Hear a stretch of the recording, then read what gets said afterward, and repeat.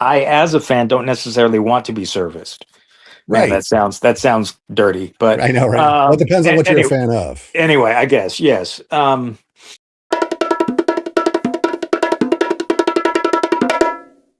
Hey, everyone. Welcome back to the Visually Stunning Movie Podcast. I'm Mark. That's Ryan. Hi, Ryan. Hello. Last night and opening tomorrow, we saw a sequel to the Super Mario Brothers movie, which is the Super Mario Galaxy movie. Yes.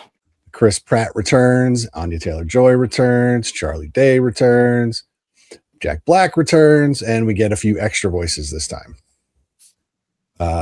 Brie Larson and Glenn Powell are the two big ones. I was surprised that I enjoyed the first one as much as I did. Sure. Because I mean, who doesn't like Mario, right? But I didn't have gaming systems. I haven't played every iteration of the little mustachioed plumber. So I don't know all of the inside stuff, but it was entertaining. I found the first one to be entertaining and had a lot of the game stuff that I either recognized from playing or from the countless videos that are available now. So it was cute. You know, it was kind of fun. We had, hero heroine going across Mario Land trying to defeat the big giant turtle. Yeah. That is Jack Black. And yeah, it was fun. And you knew they were going to make a sequel because A, it's animated and it made money. And B, the IP is just too large to not attempt a sequel. So before we get into the sequel, remind our listeners how you felt about the first one. Well, I was fine with it. I did grow up with a lot of the games. We kind of talked about this. We're old enough that probably first introduced for me, obviously, would have been the arcades. Donkey Kong was my first. Yeah, Donkey Kong and whatnot. But then, I've played quite a few of the games. They're not necessarily some of the more recent ones, but 80s and 90s. So yeah, I too had an affinity for the character, the IP. Obviously, there was an animated series that was a little fun. There was a movie that was terrible. Live action film that whatever they were thinking, I don't know. I don't know what they were thinking. There were some interesting casting choices. But, I enjoyed the first film. I think that it's kind of funny because a lot of the early video games weren't really story driven necessarily. Nope. A lot of the early Mario stuff was the real basic was, I guess, rescue the princess was the whole thing. Bowser has captured the princess. And that was about as much narrative as you had, and you would just run through all these bizarre worlds to get there. So, I guess most of my sense of the characters might actually come from the animated series that I don't remember that well. I remember there being one. Yeah, I know I watched it. I didn't watch it. That was after my time. Yeah, I know that I watched at least some of it and whatnot. But so it's funny because, and I guess I kind of feel the same way about the Sonic films in that sometimes it just feels like there's so much story getting in the way. Okay, that's fair. At this point. Well, in Sonic, let's be fair. It's like just let the hedgehog run fast. Yeah, and Sonic's probably worse than this, but it's I don't know how you felt, but I must be getting old because this film and even in the original to a great extent just wear me out. Yeah, so this movie's 98 minutes long. It's not like this is some epic length animated thing. And look here I liked the first one for all the reasons that I said. It felt like let's put the story together and let's put a bunch of stuff from the games in there. Yeah, great. The people that knew more than I did, they cheered at spots, and I had to be like, yeah, that's marginally familiar, so I get it. This one, man, it's like they're like, okay, what can we? This is the one. How I'm trying to delicately put this. When Iron Man came out for Marvel, there was no grand vision for life after Iron Man. So everything that came after that then became a way to get to what was next. The first Mario movie, they did it. They had to see if it would work. So it was kind of like the Iron Man. And now they're like, okay, now we can set up more things moving forward from the Nintendo properties. Yeah. And most notably here is the injection of Glenn Powell as Star Fox. Yes. Fox McCloud, leader of the Fox Force. So that, I think, is my biggest problem with this is they've taken some of the fun out of it to try to craft a narrative that doesn't need to be there in order to lay the groundwork for the Star Fox spinoff and the inevitable Luigi's Haunted Mansion, which we got a taste of in the first movie. Yeah. They alluded to it, but somehow he's going to have to spend most of a movie facing his fears. So it felt like that was actually in the way of having more fun this time around for me. I don't know. I do feel like I almost feel like the Star Fox element was not. It felt like it was just thrown in. It was, and I'm going to say it because it's a cross corporation thing. I mean, it was a clear ripoff of Star Wars and Han Solo. You know, we need transport. Sure. And the whole thing played out exactly like that. But yeah, it was crammed in there so that we could introduce Star Fox. And if people liked the way it was designed and the way Glenn Powell voiced him, then we can go do the spinoff. Yeah, because he wasn't huge, but he was clearly present. You know, it kind of felt like he deserved more than that to a certain extent. If you're going to have him in there, but yeah, I guess. But then that further bogs down the movie away from Mario. And you're right. But to me, I mean, they did call this Galaxy. Yeah. Which, you know, to me that is a jump, and maybe it's a jump too quick. To that, you know what? That was my other thought, is that there was no middle ground. You know, it's like we've gone from the Super Mario world to the Galaxy, which in the gaming world took a handful of games. Yeah. Before we got there, and a few different systems as well. So that felt a little bit of a jump. And then there's the idea of there's a Smash Brothers film, something out there. Is there? Is that confirmed? I don't know if it's confirmed, but it feels like it's just in the consciousness, if that makes sense. So and so there's that part of you goes, okay, this is not that film. No, this is. It feels like maybe there's too much IP in this situation, that maybe they should have started making these films a long time ago, and they wouldn't feel like they're rushing so quickly to pad out the universe before they've kind of established the Mario aspect of it. It's not that I didn't. I think that I enjoyed this one, but I don't know that there really was. It felt like a lot of running around and being noisy, mm-hmm. and to not really get very far as the narrative goes. Yeah, such that it was. I mean, you could have galaxied if they'd have kept everyone together. They could have hopped from world to world to world to world to get to Bowser World. Yeah, Planet Bowser, whatever they called it. And they jump. I mean, they jump right in, and they jump around quite a bit. And I think there's a lot of stuff that the diehard fans will get. There's fan service. Yeah, a lot again. But is it fan service in service of the narrative, or is it or is it the Rise of Skywalker ephemera that Ugh, J.J. Abrams put in? yeah. Anything recognizable, stick it in there.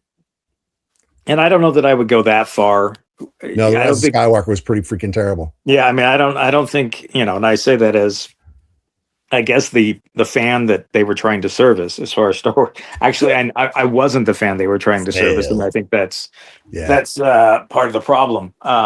That's not what I as a fan don't necessarily want to be serviced. Man, Right. that sounds dirty, but I know, right? Well, it depends on what you're a anyway, fan of. I guess yes. I I'm gonna, this is something I talked with one of our fellow critics with afterwards, with Caitlin, um, over at Bleeding Cool. It was kind of disappointing that it was a press only screening. I know. I in this one Um, instance, how neat might it have been if there had been a bunch of 10 and 12-year-olds? because there were a couple that people had brought, and I was kind of happy because there was that kid that was right in front of us who, prior to the film, it was somewhat established that he was a big fan. I mean, he was dressed up. He had his Yoshi popcorn bucket. Yep. Um, and then he didn't really even react throughout the entire film. Yeah. And that might just be his personality. This isn't me trying to bash on the kid, but I was hoping to get like that excited energy. Because sometimes I need that for films. If it's, I mean, again, I grew up with Mario. I like Mario, but I was never, in fact, I've been, I've been Mario for Halloween, if we want to go to that far. Anyway, but there's a lot that has happened that I'm, not entirely up on. And it's those little things that the diehards bring to a screening, where you hear them get excited, or you hear something, you go, okay, well, that, I don't know exactly what that is, but that's something, and they're clearly excited about it. Which means it was done correctly. Yes, but we didn't have that. No, we didn't get that feedback. And I wish that we had. And let me be clear for everyone at home. Forget not that I hate kids. Yes. And I really hate kids in theaters. However, in this instance, they would have provided critical audience feedback. Yes. And so I really miss that aspect, because I feel like there may be things in there, and I kind of know Mario, but I look back at, like, the first Pokemon film, or, even whatever, where we saw it with this audience that was just buzzing, and was just buzzing throughout the entire film. They were never quiet, but they were never noisy in a way that was bad. It was just this sort of, there was gasping, there were little cheers, there was, this kind of, interplay, audience participation, almost, sort of thing, that just kind of actually made the film a little more exciting for those of us who are maybe not as well versed. Correct. So I'm having a really hard time with figuring out how I really feel about this film. I think that the audience will like it. Mm-hmm. I think if the people who liked the first one will like it, at least the younger audience members. Where it gets kind of hard is people like me who were into the games, and there's some couple little nods to the early stuff and whatnot, and that's fine. And it's not that I'm expecting that sort of thing, but for me, it was just a lot of noise, a lot of color, not necessarily character development. I don't feel like at the end of this film that I know any of the characters better than I did at the beginning, and I don't know that they care about that. Maybe they should.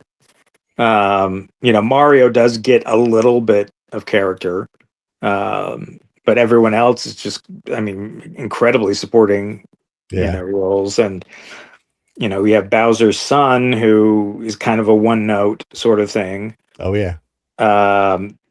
Bowser himself is kind of interesting, but loses that.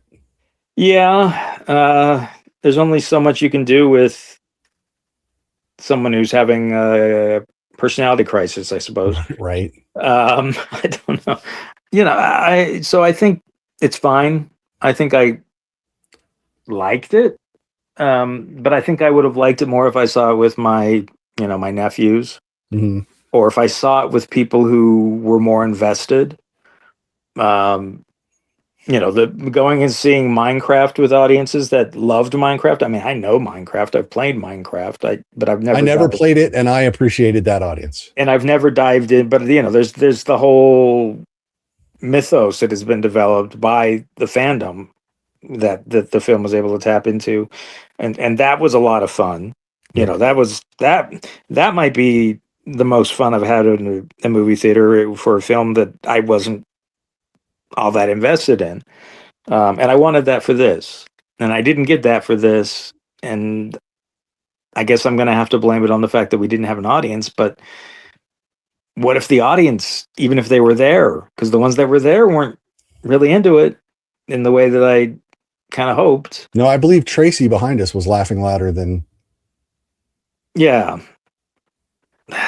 So I'm really I think it's fine. I don't think it's a bad movie. I think that you know I actually prefer these to the Sonic films. I think the Sonic, but there's some of the live actors in Sonic films drive me crazy. There's one in particular. You can guess who that is if you want. Um, whereas this does not working in the live action element to it. I actually think is a good thing. Yeah. Um,